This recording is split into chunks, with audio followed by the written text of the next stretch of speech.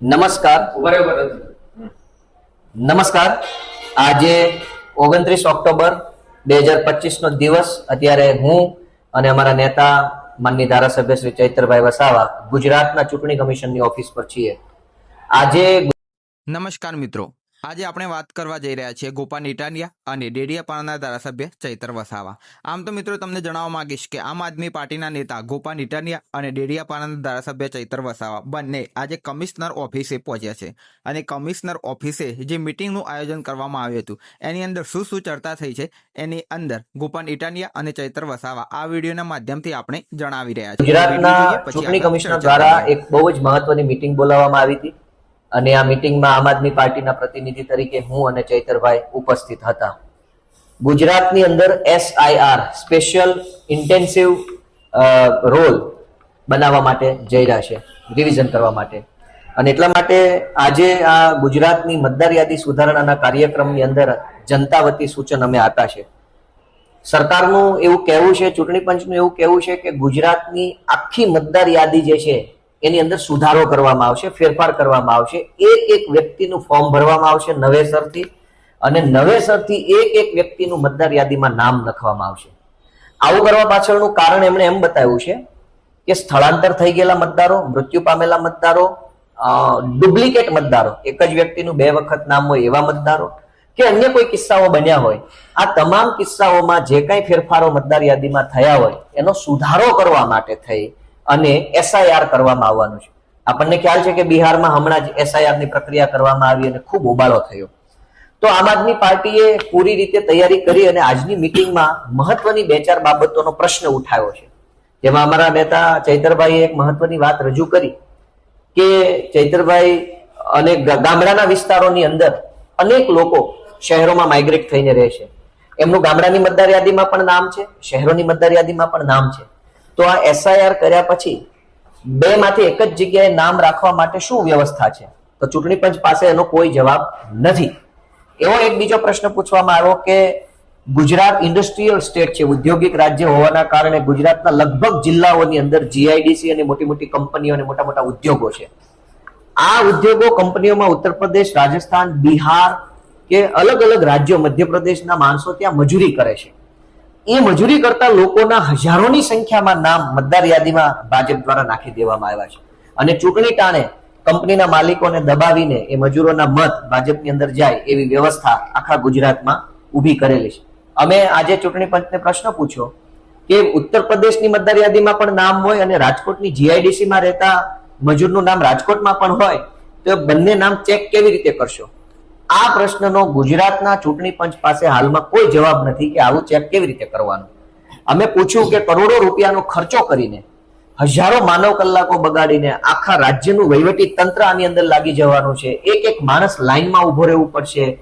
ગરીબ હશે, મજૂર હશે, અભણ હશે, અશક્ત હશે, અપંગ હશે, બીજી ત્રીજી રીતે જે લોકો હશે બધા ખૂબ હેરાન થશે. અને આટલું બધું કર્યા પછી પણ જો રાજ્યનું ચૂંટણી પંચ કે કેન્દ્રનું ચૂંટણી પંચ ડબલ વોટરને પકડી નહીં શકે કે બિહારમાં પણ નામ હોય અને રાજકોટમાં પણ નામ હોય, અથવા તો જુનાગઢમાં પણ નામ હોય અને અમદાવાદમાં પણ નામ હોય, જો એને પકડી નહીં શકાય ડબલ વોટરને, તો પછી આટલી મોટી પ્રક્રિયા કરવી જોઈએ નહીં. મેં પુરાવા તરીકે મારા હાથમાં એક પુરાવો છે. આ પુરાવો મેં રજૂ કર્યો. આ બે ફોટો ઢાંકી દઉં છું. આ ફોટો ગુજરાતના એક મહિલાનો છે. આ મહિલાનું નામ એક જ મકાનમાં 3 વખત નોંધાયેલું છે. પોતાના ઘરમાં 3 વખત આ બેન મતદાર છે. એક મહિલાનો આ ચૂંટણી કાર્ડ લઈને મેં રજૂ કર્યું અને ચૂંટણી પંચના જે મેન સાહેબો હતા એને જોઈને ખાલી મારી સામે સ્માઇલ કરી. એની પાસે કોઈ જવાબ જ નથી કે ગોપાલ ઇટાલિયાનો 3 વખત મતદાર યાદીમાં નામ છે.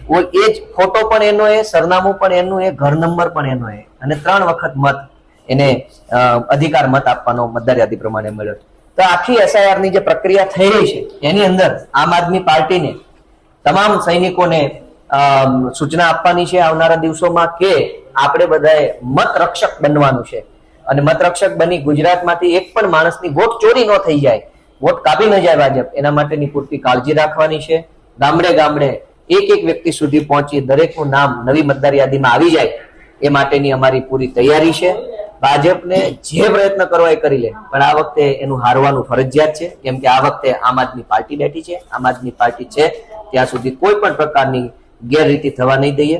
વધારે વિગત અમારા ચૈતરભાઈ વસાવા કહેશે. હવે આપ નેતા ચૈતર વસાવા શું કહે છે એ જાણીએ. આજે ગુજરાતના મુખ્ય ચૂંટણી અધિકારીએ તમામ સર્વદળીય બેઠક આજે બોલાવી. એમાં અમારા આમ આદમી પાર્ટીના ગુજરાતના નેતા ગોપાલ ઇટાલિયાજી અને અમે ઉપસ્થિત રહ્યા. અમે બંને ધારાસભ્ય એટલા બધા ગુજરાતની જનતાને લઈને ગંભીર હતા કે અમે કીધું કે હમણાં સુધી જે લોકો મૃત્યુ પામતા હતા, જે વહુને આપણે લગ્ન કરીને લાવતા હતા, તો એ રૂટીન પ્રક્રિયામાં એ નામ ચડી જાય ને મૃત્યુ પામે એનું નામ કમી કરી દેતા હતા. બીએલઓ નું એ કાયમનું કામ છે, રૂટીન ચાલે છે. તો એસઆઈઆર ગુજરાતમાં લાવીને 4/11/2025 થી 4/12/2025 એક મહિના દરમિયાન 5,08,39,000 મતદાતાઓના નવા ફોર્મ ભરીને નવી યાદી તૈયાર કરવાની શું જરૂર પડી? અને છેલ્લે 2002 થી લઈને હમણાં 21 વર્ષમાં ક્યારે આવું થયું નથી, પણ આ વર્ષે જ કેમ સરકારને જરૂર પડી કે અમારે એસઆઈઆર કરવું છે કે જે લોકો મરણ પામ્યા હોય એના નામ અમારે કાઢવા છે? ત્યારે અમે સરકારને પૂછ્યું કે જે લોકો ડુપ્લિકેટ મતદાતાઓ છે, બે જગ્યાએ મત કરે છે, માનો કે અંકલેશ્વરમાં મજૂરી અર્થે આવેલા બિહાર, યુપી, મધ્યપ્રદેશના લોકો પોતાના ગામમાં પણ મતદાન કરે છે અને અંકલેશ્વરમાં મતદાન કરે છે. તો એના માટે ચૂંટણી પંચ પર શું ટેકનિકલી શું સોફ્ટવેર છે કે શું બાબતો છે કે એને આપણે પકડી શકાય? તો ચૂંટણી પંચ પર એનો જવાબ નથી. બીજું, એક જ મહિના માટેનો આ કાર્યક્રમ છે અને આખી મતદાર યાદી નવી બનાવવાની છે.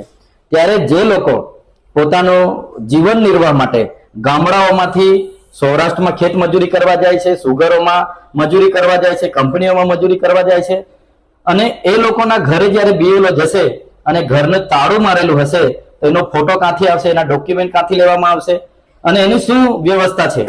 ત્યારે ચૂંટણી અધિકારી પાસે એનો જવાબ નથી. એ જ પ્રકારે અમે કીધું કે બોર્ડર વિલેજો છે ગુજરાતમાં, ઘણા મધ્યપ્રદેશ, રાજસ્થાન અને મહારાષ્ટ્રની બહેનોને વહુ બનાવીને અહીંયા લાવવામાં આવ્યા છે અને ઘણી અહીંની બહેનોને ત્યાં પણ લગ્ન કરીને આપ્યા છે. ત્યારે એમના પુરાવા કઈ રીતના આપણે મહિનાની અંદર ભેગા કરીશું?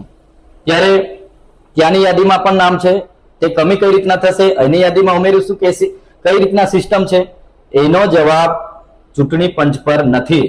ત્યારે જે 5,08,39,000 મતદાતાઓની નવી યાદી બનાવવાની જે તજવીજ આ ગુજરાત સરકારે હાથ ધરી છે, એ માત્ર ને માત્ર ગરીબ, વંચિત, દલિત, પીછડા અને મજૂરી વર્ગના લોકો, ગામડાના લોકો, જે વૃદ્ધ છે, વિધવા છે, ત્યક્તા છે, એવા લોકોને આમાં ખૂબ જ મોટા પ્રમાણમાં હેરાનગતિ થવાની છે.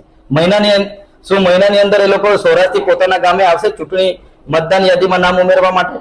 શું એ લોકો રજા પાડશે કંપનીમાં? શું એ લોકો સુગરમાં અઠવાડિયું રજા પાડીને ઘરે જવાના છે? નથી જવાના. ત્યારે આવી ગંભીર બાબતોમાં પણ જે રૂટીન પ્રક્રિયા ચાલે છે એને ફ્રીજ કરી દેવામાં આવી છે અને આખું જે એસઆઈઆર ના નામે જે પ્રજાના ટેક્સના અબજો રૂપિયાનું રાંધણ થવાનું છે, લાખો માનવ કલાકો આમાં બગડવાના છે, અધિકારીઓ આમાં હેરાન થવાના છે. ત્યારે સરકારને અમારે વિનંતી છે, સરકાર આમાં કોઈ ગંભીરતા નથી, એની પાસે કોઈ ટેકનોલોજી નથી કે કોઈ લિંક નથી કે ડુપ્લિકેટ વોટરોની સ્કીનિંગ કરી શકાય. ત્યારે સરકાર આ બધી કરવાની જગ્યાએ જે રૂટીન પ્રક્રિયા ચાલે છે એ કરે. અમે અમારા તમામ બીએલએ અમારા બુથ લેવલના એજન્ટો છે એમને અમે સજાગ કરી દઈશું. ક્યાંય પણ ભારતીય જનતા પાર્ટી એવા નાગરિકોને જેના મત કપાઈ જાય છે એ વોટ ચોરી ના થાય એની તકેદારી રાખીશું. અને જે પ્રકારે ચૂંટણી પંચનો રવૈયો રહ્યો છે, હમણાં આવનારા દિવસોમાં સ્થાનિક સ્વરાજની ચૂંટણી આવવાની છે. હમણાં તમે જોયું હશે 15 મ્યુનિસિપલ કોર્પોરેશનો, 80 જેટલી પાલિકાઓ અને 250 જેટલા તાલુકા પંચાયતો અને 32 જેટલા જિલ્લા પંચાયતોની ચૂંટણી આવવાની હતી. એની જગ્યાએ યાદી ફ્રીઝ કરીને નવી એસઆઈઆર ની યાદી 7 ફેબ્રુઆરી 2026 બહાર પાડવાની વાત કરી છે અને બાદમાં ચૂંટણી કરવાની. ત્યાં સુધી વહીવટદારો રાજ કરશે એવી વાત જયારે ચૂંટણી પંચ કરતું હોય, એટલે આ ગુજરાતની જનતા લોકશાહીમાં ખૂબ જ ગંભીર બાબત છે. પ્રજાના ટેક્સના પૈસાનું રાંધણ થવાનું છે, લાખો માનવ કલાકો જયારે બગડવાના છે. ત્યારે અમારે તો ચૂંટણી આયોગને નમ્ર અપીલ છે, ચૂંટણી પંચ એ સંવિધાનિક સંસ્થા છે, કોઈના પણ દબાણમાં આવ્યા વગર બાબા સાહેબ આંબેડકરે બંધારણમાં બધાને એક મત નાખવાનો અધિકાર આપ્યો છે. એ અધિકાર છીનવવાનો પ્રયાસ કોઈ પાર્ટી કે કોઈના ઈશારે ચૂંટણી પંચ એ ગુનો ના કરે એવી અમારી સૌ વતી અપીલ છે. અને આવનારા દિવસોમાં ગુજરાતની જનતાને પણ અમે કહીએ છીએ કે 1 મહિનાનો સમય છે. આપણે આધાર કાર્ડ અપડેટ કરાવવા માટે 3 મહિના લાઈનો પર હતા. રેશન કાર્ડ કેવાયસી કરાવવા માટે 4 મહિના લાઈન પર હતા. ત્યાં નેટવર્કો નથી. ગામડાઓના ઇન્ટરિયર એરિયામાં આ બધી તકલીફો ઊભી થવાની છે. ત્યારે બધા જ તકેદારી રાખે અને આ એસઆઈઆર ના નામે આપણો મત આપવાનો અધિકાર છીનવાઈ ના જાય એ માટે આપણે બધાએ સજાગ રહીને આનો સામનો કરવા માટે પણ તૈયાર રહેશો એવી સૌને હું અપીલ કરું છું.